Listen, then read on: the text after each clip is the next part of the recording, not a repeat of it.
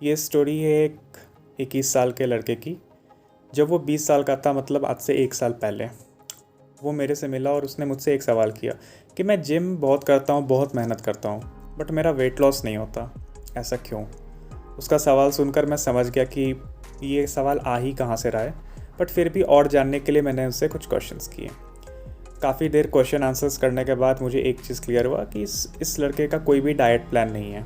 इसे नहीं पता प्रोटीन का रोल क्या है, इसे नहीं पता कि हम अपना डाइट एक बैलेंस डाइट कैसे बना सकते हैं।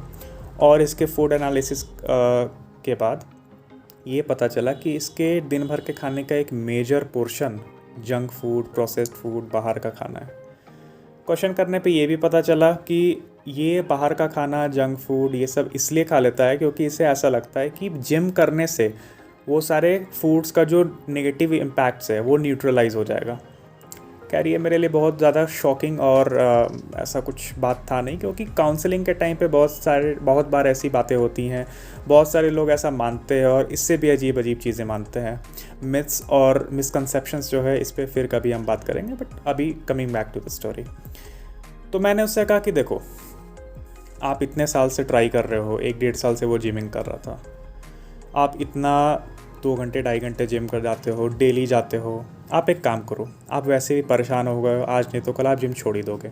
बट मैं चाहता हूँ कि आप 6 महीने जिम और कंटिन्यू करो, और 3 बातें जो मैं आपको अभी बता रहा हूँ उससे आप इम्प्लीमेंट करना। अगर रिजल्ट्स आते हैं तो ठीक है, नहीं आते तो फिर इट्स योर कॉल, आप जिम छोड़ देना, कोई इशू नहीं है। उसने बोला कि चलो ठीक है, ट्राई करके देख ही लेते हैं, शायद कुछ रिजल्ट्स आ जाए। 6 महीने बाद उसने मुझे को कॉल किया और उसने बोला कि आज 6 महीने कंप्लीट हो गए जब मेरी आपसे लास्ट बात हुई थी इस बारे में। मैंने बोला ओके, तो क्या चाहिए, क्या रिज़ल्ट है। उसने बताया कि इस 6 महीने में उसने 9 kgs अप्रॉक्सीमेटली लूज़ किए, और उसका जो जिम का फ्रीक्वेंसी था वो 6 दिन हर हफ्ते से घटकर 3 दिन हर हफ्ता हो गया, और हर दिन 2.5 घंटे से घट के 35 से 40 मिनट आ गया वो टाइम। वो अपने लिए बहुत टाइम और निकाल पा रहा था जिसमें वो अपने पर्सनल लाइफ, प्रोफेशनल लाइफ पे फोकस कर सके, एकेडमिक्स पे फोकस कर सके।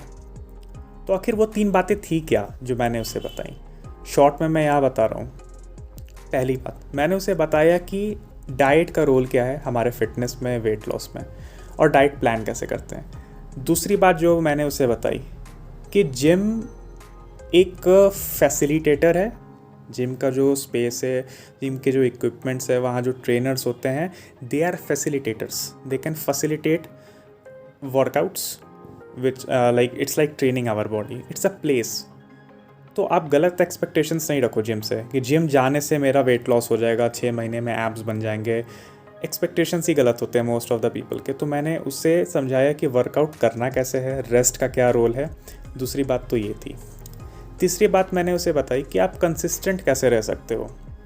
जैसा कि उसने बताया कि वो 6 दिन जिम जाता है, 2.5 से 3 घंटे करता है। It is very painful and torturing for our body, इतना इंटेंस एक्सरसाइज विदाउट रेस्ट। और संडे को भी वो शायद जू जाता था दौड़ने के लिए, कार्डियो वर्कआउट्स एंड ऑल। तो it is very painful and torturing for our body. तो डाइट, वर्कआउट करने का सही तरीका with right mindset, and the third thing consistency and rest. इन 3 चीज़ों को मैंने उसे एक्सप्लेन करा, मैंने उसे बताया, और 6 महीने में उसने एक अच्छा खासा रिज़ल्ट, एक डिसेंट रिज़ल्ट ला कर दिया। मैं ये नहीं कह रहा कि उसके 6 पैक 8 पैक एब्स बन गए, पॉसिबल ही नहीं है।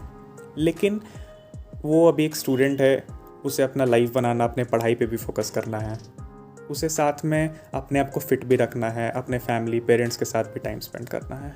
इन सारी चीज़ों को बैलेंस करते हुए जब उसे रिजल्ट्स मिलने लगे तो उसका कॉन्फिडेंस लेवल बढ़ गया कि ये चीज़ के लिए सब कुछ छोड़ना ज़रूरी नहीं है, समझ होना ज़रूरी है कि कैसे करते हैं।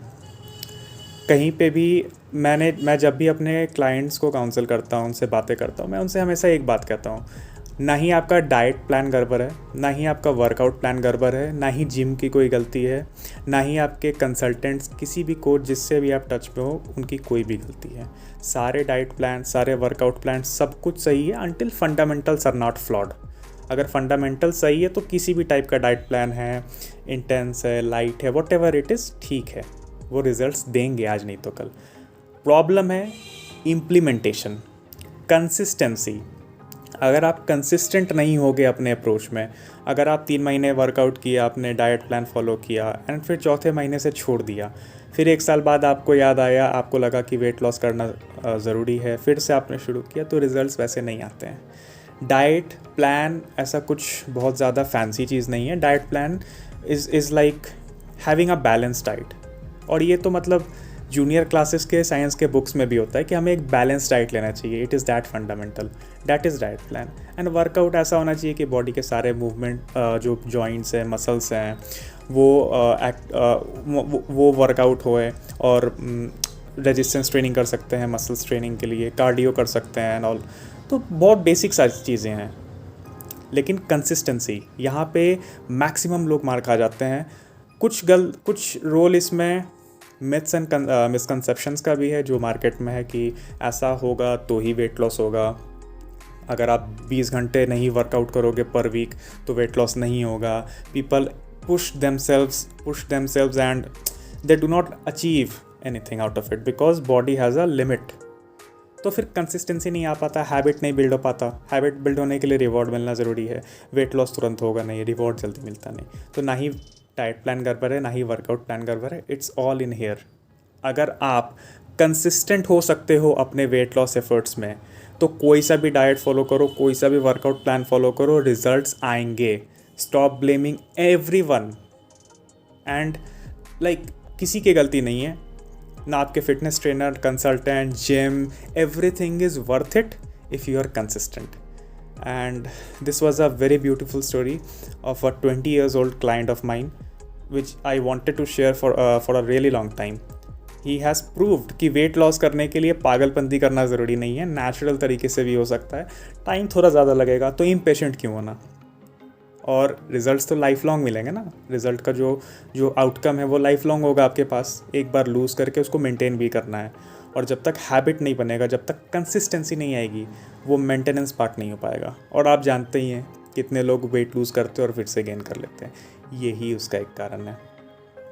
आई होप आपको ये छोटी सी स्टोरी पसंद आई हो। अगर पसंद आई हो तो ये वीडियो अपने फ्रेंड्स, फैमिली या आपको लगता है जिसको भी इसकी ज़रूरत है उसके साथ शेयर करना। अगर अच्छी लगी हो तो लाइक कर देना। अपने व्यूज़, अपने ओपिनियंस कमेंट सेक्शन में बता सकते हो आप मुझे। आप आइडियाज़ दे सकते हो कि मैं और किस टाइप की वीडियोस बनाऊँ, स्टोरीज़ बताऊँ आपको।